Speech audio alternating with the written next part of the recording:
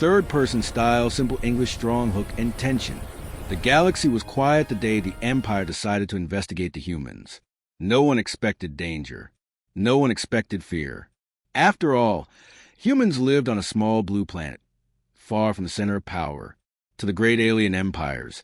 They were nothing more than a young species, harmless and ordinary. But Commander Vrax, leader of the Imperial Research Fleet, felt something strange.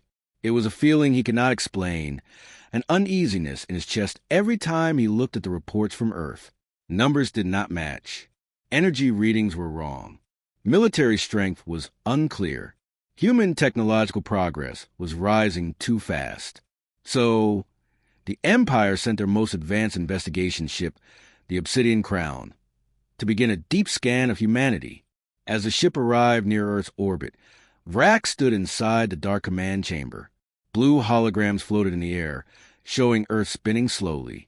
His officers gathered around him, whispering about the humans' unpredictable nature. "Start the scan," Vrax ordered. The room fell silent.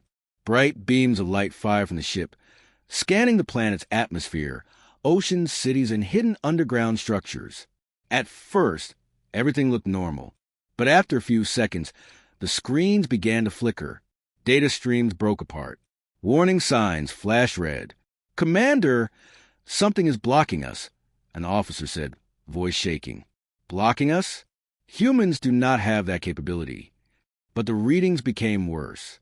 Strange energy signatures appeared, stronger, sharper, and more controlled than anything the Empire had ever recorded from a young species. "What is this?" Vrax whispered. Before the officer could answer, all the lights went out. The ship shook violently as if something powerful had touched it. Not attacked, just touched. And suddenly, a message appeared on their main screen. A human voice. "Calm, cold, we know you are watching us." Vrax stepped back in shock. Humans should not know they were being scanned. But they knew, and they were waiting. The command chamber of the Obsidian Crown froze. Every alien officer stared at the screen, unable to speak. A human voice on an encrypted Imperial channel? That was impossible. Humanity did not have access to such technology. They weren't supposed to. Commander Vrax forced himself to breathe. "Open the transmission," he ordered.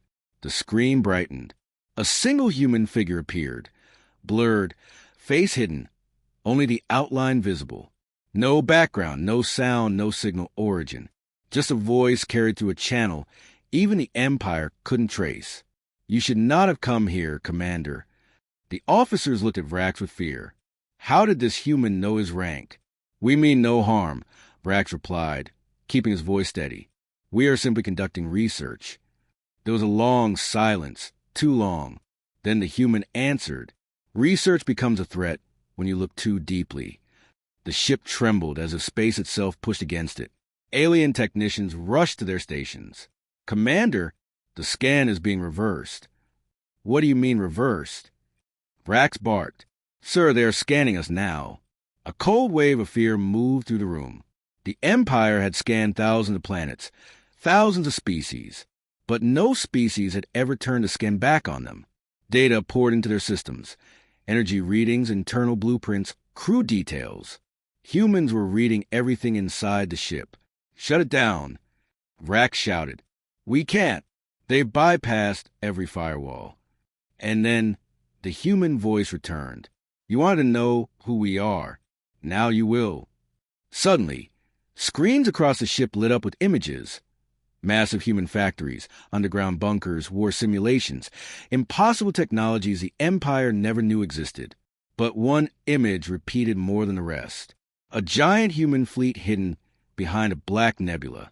A fleet not registered in any galactic records. A fleet ready for war. Commander Vrax stood frozen as the images flashed across the screens.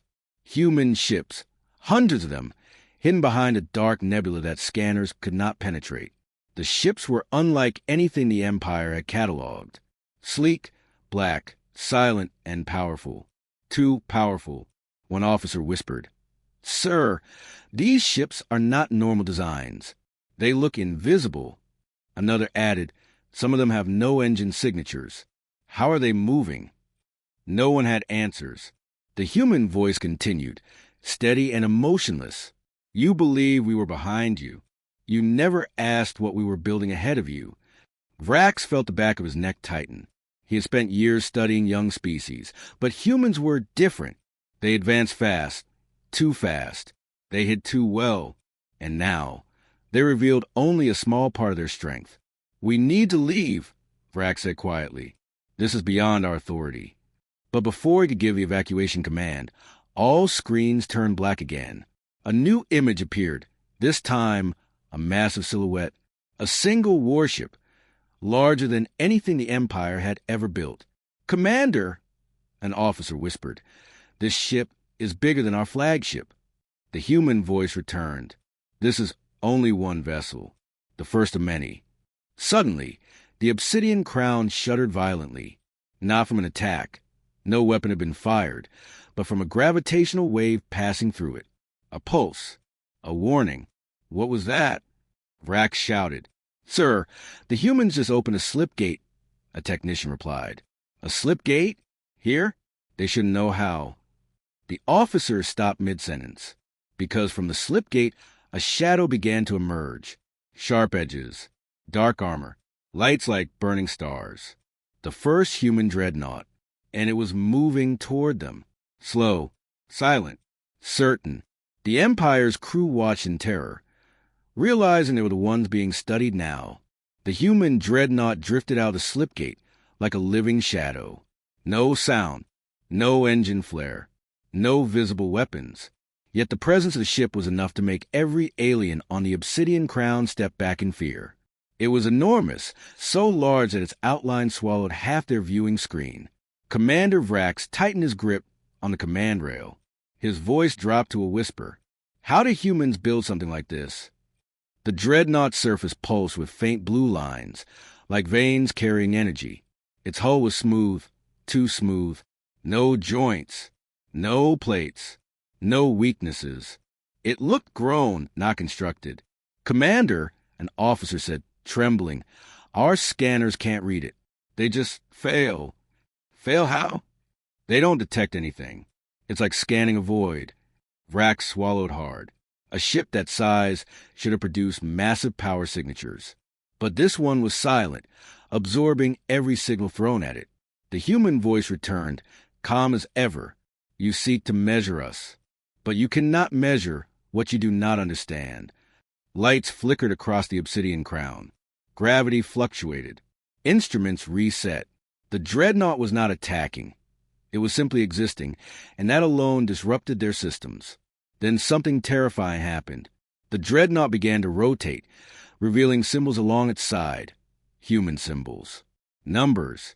Codes. And a phrase written in bold metallic letters. We watch those who watch US. The entire bridge went silent. Suddenly the dreadnought released a soft, circular pulse, gentle but powerful.